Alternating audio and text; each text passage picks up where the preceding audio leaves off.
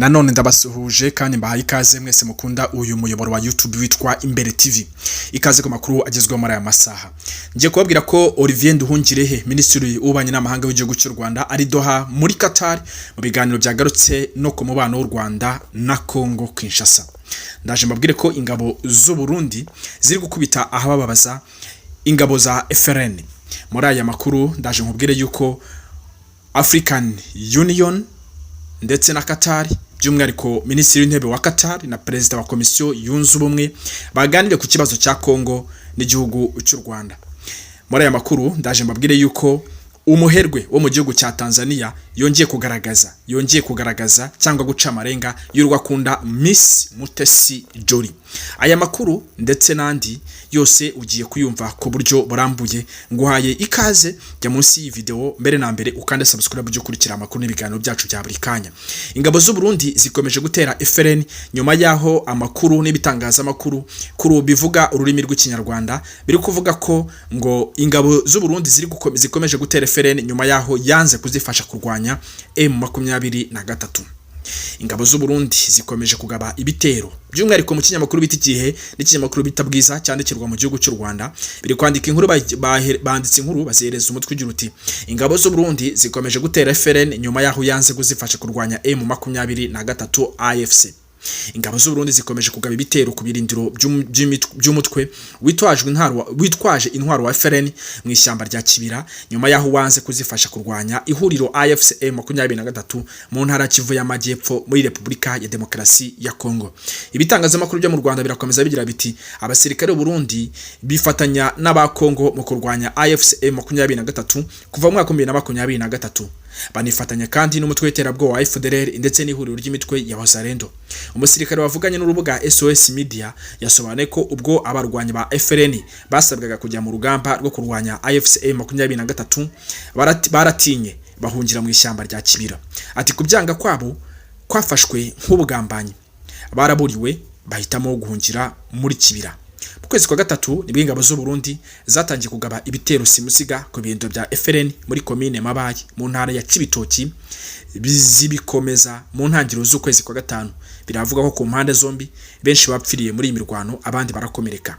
Ibitangazamakuru byo mu Rwanda biravuga ko tariki 21 z'ukwezi kwa gatanu ingabo z'u Burundi zagabye ikindi gitero ku birindiro bya FRN muri komine Bukinanyana mu ntara ya Cibitoki, kandi ngo hapfuye inyeshyamba zigera kuri 12.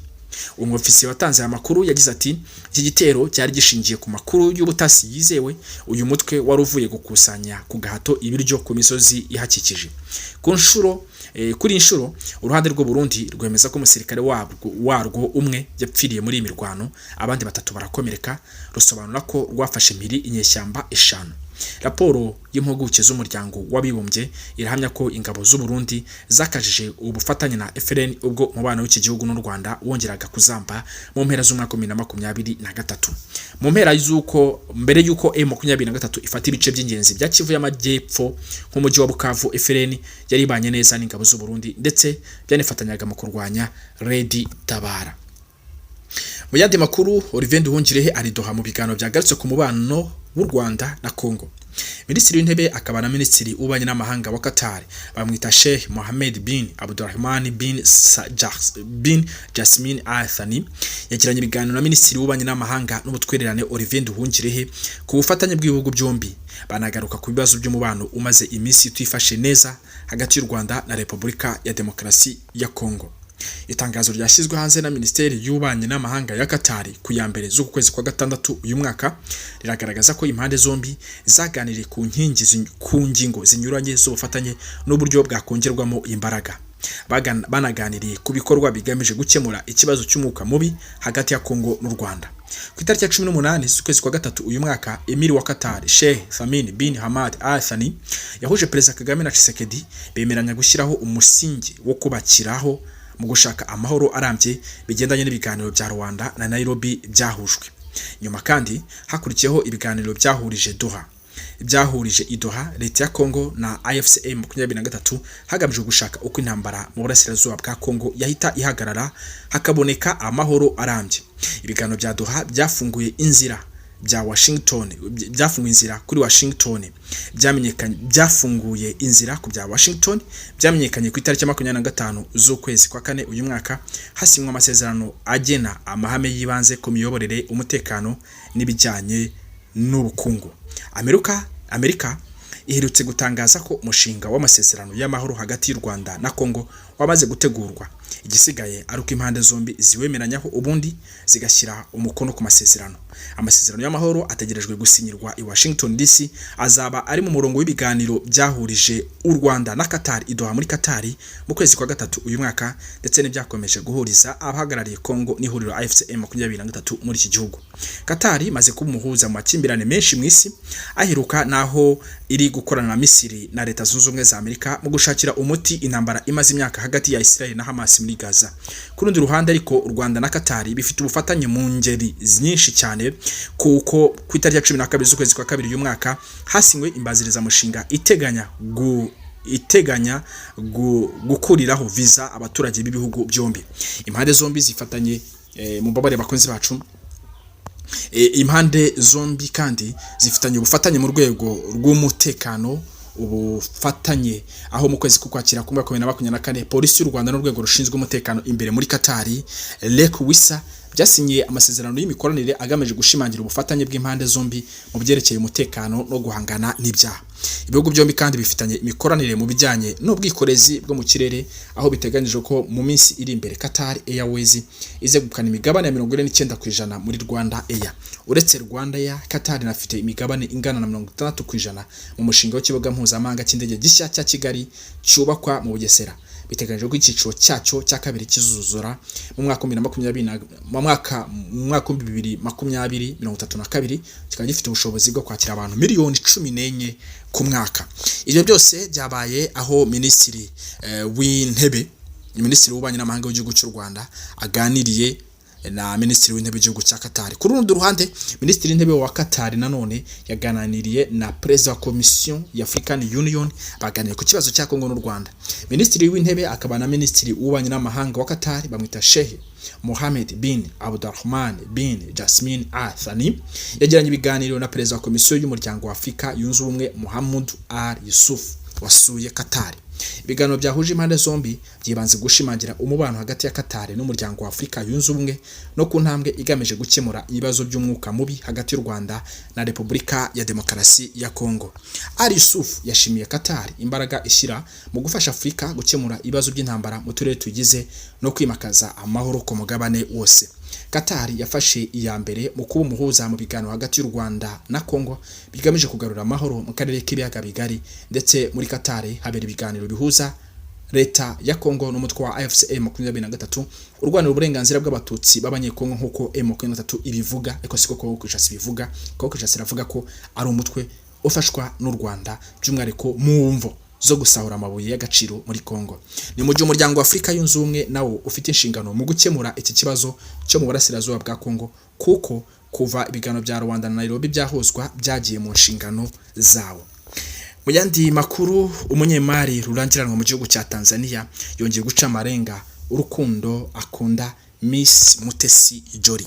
Umunyemari Rugumi Saidi umaze iminsi arikoroza ku mbuga nkoranyambaga kubera urukundo ruvugwa hagati ye na Miss Jolly Mutesi, yabonye amafoto y'iyi nkumi kwihangana biranga, amwibutsa ko afite ubwiza buhebuje. Ibi Rugumi Saidi yabigarutseho ubwo yashyiraga igitekerezo cye ku rukuta rwe rwa Instagram ya Miss Mutesi Jolly wari umaze gusangiza abamukurikira amafoto ye mashya. Mu butumwa bwa Rugumi yagize ati buri gihe uhora uri mwiza. Ubutumwa bwa Rugumi yabukurikije ishusho y'umutima w'umutuku ubusanzwe ugaragaza urukundo. Miss Mutesi Jolly wari umaze guterwa uyu mutoma yirinze kugira ijambo asubiza uyu mugabo maze igihe bavugwa mu rukundo. Guterana imitoma ku mbuga nkoranyambaga bimaze iminsi bifatwa nk'ikimenyetso cy'urukundo hagati ya Rugumi na Miss Jolly Mutesi ubitse ikamba rya Nyampinga w'u Rwanda yambitswe mu 2016.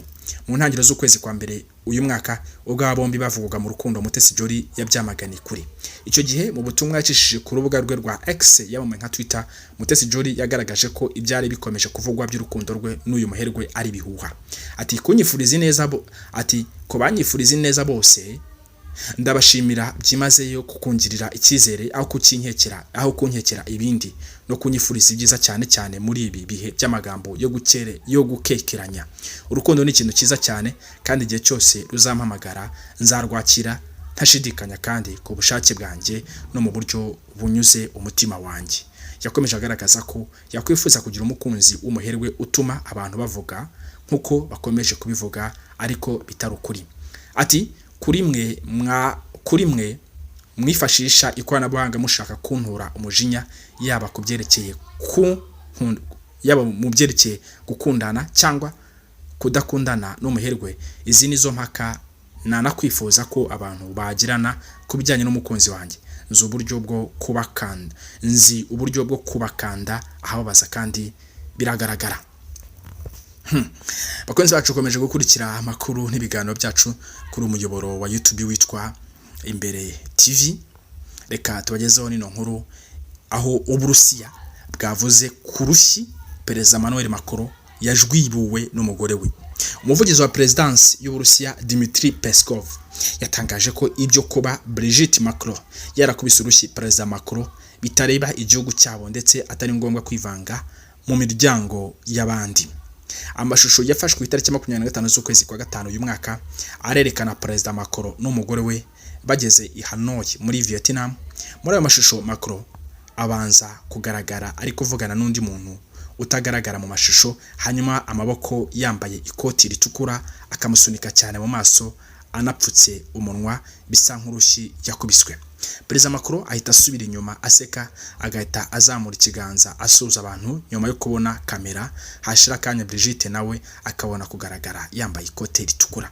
Ayo mashusho yakwirakwiriye cyane ku mbuga nkoranyambaga bituma Macron yisobanura avuga ko byari urwenya rusanzwe hagati ye n'umugore we ntaho bihuriye no kuba yarakubiswe.